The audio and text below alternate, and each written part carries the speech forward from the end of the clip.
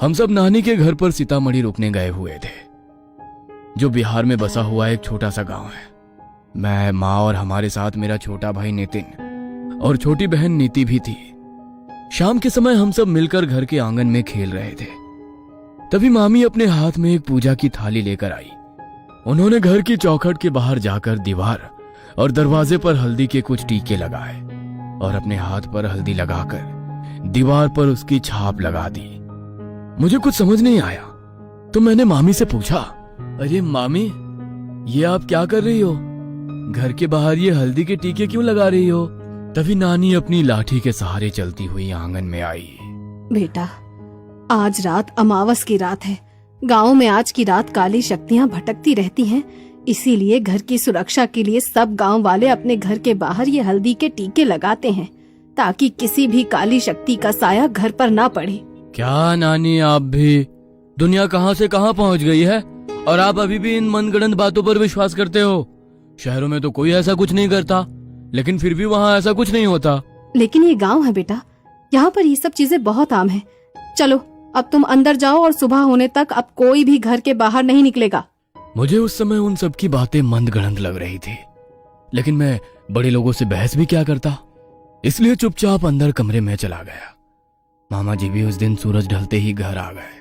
गली के बच्चे जहाँ रात तक गली में खेलते रहते थे, आज शाम के 7 बजे ही वो गली भी एकदम सुनसान हो गई। गांव के लोग भी ना कितने डरपोक होते हैं। अमावस्या की रात की फालतू अफवाहों से सब अपने घरों में छिपकर बैठ गए। नहीं समीर भैया, ये सब अफवाहें नहीं हैं। गांव के बहुत से लोगों ने अमावस की रात को चुड़ैल, प्रेतों और डायनों को गांव में भटकते हुए देखा है।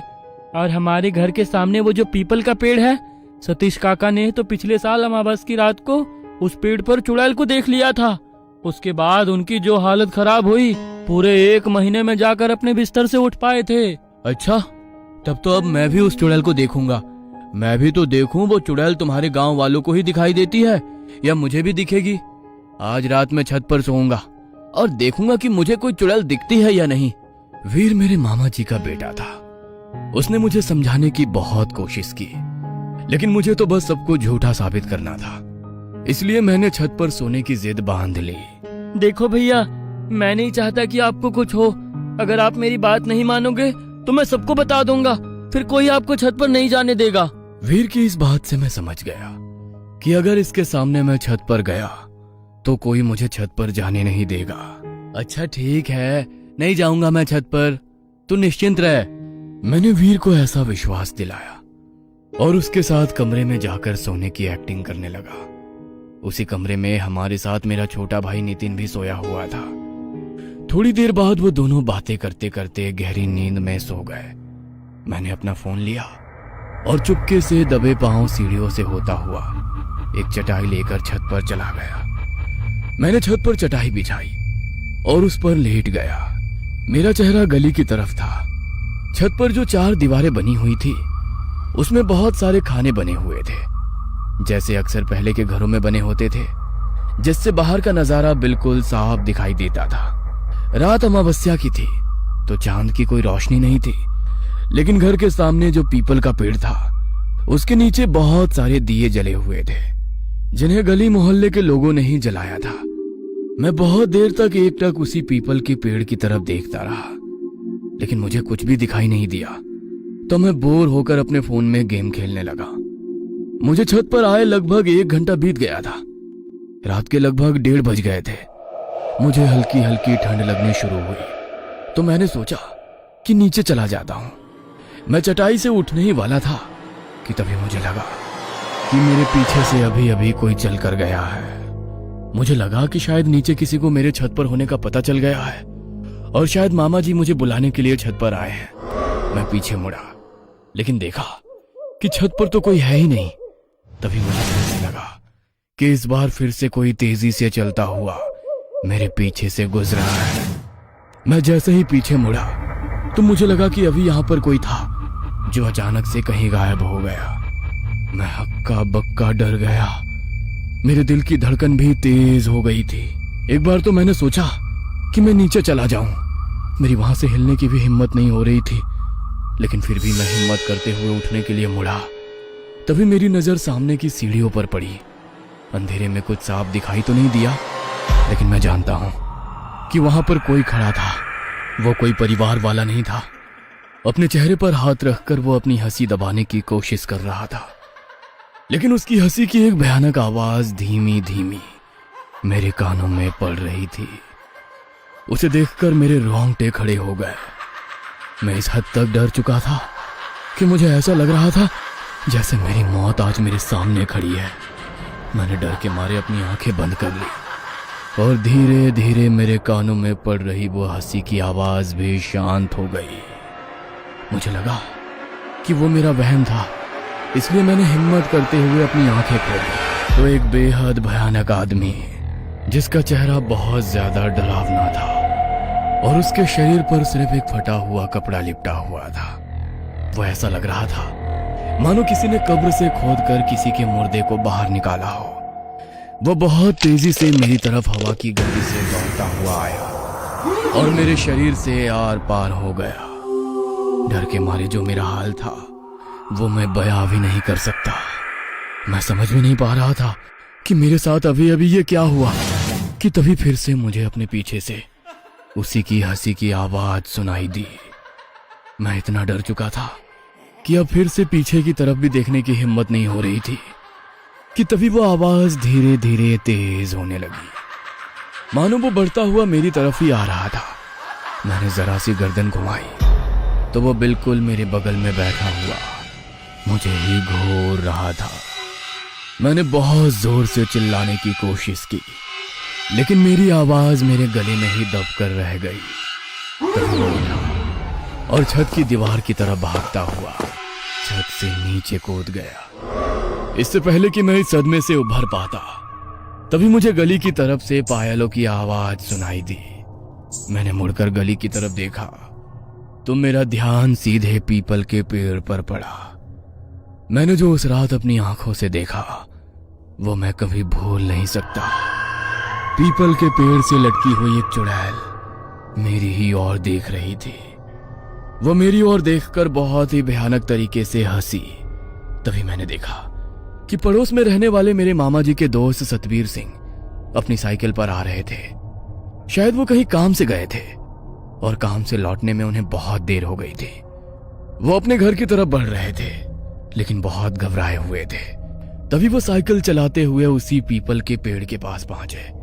मैंने देखा कि अब वो चुड़ैल वहां पर नहीं है, पर सतबीर मामा जी को वहां पर देखकर मेरी रूह कांप रही थी। मैं जानता था कि वो मामा जी को नुकसान जरूर पहुंचाएगी। मैंने डर के मारे कुछ पलों के लिए अपनी आंखें झपका ली, लेकिन जब दोबारा आंखें खोलकर देखा तो ना तो वहां पर सतबीर मामा जी थे और ना ही वो चुड़ैल पेड़ पर लटकी हुई थी। मुझे लगा कि अब सब कुछ बिल्कुल शांत हो गया है और सतबीर मामा जी भी अपने घर पहुंच गए हैं। मैं थोड़ा निश्चिंत हो गया, लेकिन तभी मुझे गली से एक अजीब सी आवाज सुनाई दी। मैंने चार दीवारी के उन खानों से पीछे गली की तरफ देखा तो वही चुड़ैल अपने हाथ में किसी के मांस का टुकड़ा लिए खाती हुई भाग रही थी। उस मांस के टुकड़े से खून गिरकर नीचे फैल रहा था। उसने मुझे भयानक तरीके से हंसते हुए देखा और मानो तेजी से दौड़ती हुई हमारे घर की तरफ आने लगी। मैं इससे ज्यादा बर्दाश्त नहीं कर सकता था, इसलिए डर के मारे मैं वहीं बेहोश हो गया। तभी थोड़ी देर बाद मेरे कानों में किसी की आवाज पड़ी। वो आवाज मेरी छोटी बहन नीति की थी। उसकी आवाज सुनकर मेरी आंख खुल गई। मैंने समय देखा तो 3 बज रहे थे। मैंने गली की तरफ देखा तो वो चुड़ैल अभी भी पेड़ पर उल्टी लटकी हुई मेरी तरफ देख रही थी। नीति ने मेरी तरफ देखते हुए मुझसे कहा, आप पूरी रात छत पर ही सो रहे थे क्या भैया? मुझे तो छत से बहुत अजीब अजीब आवाजें आ रही थी। मैं डरकर आपके कमरे में गई तो देखा आप वहाँ नहीं हो। मुझे लगा कि शायद आप छत पर होगे तो मैं ऊपर आ गई। अगर किसी को पता चल गया कि आप छत पर हो तो आपको बहुत डांट पड़ेगी। जल्दी से नीचे चलो। अब मुझे खुद से ज्यादा नीति की चिंता हो रही थी। मैं अपने लिए तो नीचे जाने की हिम्मत नहीं जुटा पा रहा था, लेकिन नीति को देखकर मेरे अंदर हिम्मत आ गई। मैंने उसका हाथ पकड़ा और उसे लेकर सीधा नीचे चला गया। नीचे जाकर देखा तो नानी जी अपने कमरे में भगवान के सामने जोत जलाकर पाठ कर रही थी। इसी बीच मेरा ध्यान गया कि नीति वहां नहीं है। मैंने नीति को ढूंढा लेकिन वो मुझे नहीं मिली। मैं बहुत बुरी तरह डर गया। मैं नीति को देखने के लिए जब अंदर कमरे में गया तो वो तो माँ के साथ गहरी नींद में सो रही थी। तो जो मुझे ऊपर बुलाने आई वो कौन थी? इससे पहले कि मैं कुछ और सोच समझ पाता, नानी माँ आई और मेरे माथे पर तिलक लगा दिया और बड़े ही चिंता भरे भाव से उन्होंने कहा, आज कुछ तो अनहोनी हुई है, वरना इतनी रात गए मेरा मन इतना बेचैन नहीं होता। ये समय पूजा पाठ करने का नहीं है। कोई हम पर वार करना चाहता है। किसी बुरी शक्ति का आभास हो रहा था मुझे, इसीलिए देवी माँ की आरती की। लेकिन तू इस समय यहाँ पर क्या कर रहा है? जाकर अपने कमरे में सो जा।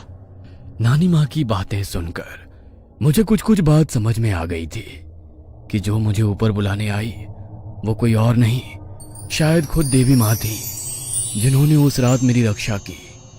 मैं सीधे नानी माँ के कमरे में गया और देवी माँ के सामने जल रही ज्योति के सामने अपना सर झुकाया। मेरी आंखों से आंसू बह रहे थे। आज शायद मेरी जिंदगी की आखिरी रात थी, लेकिन भगवान ने मुझे बचा लिया। मैं बहुत डरा हुआ था।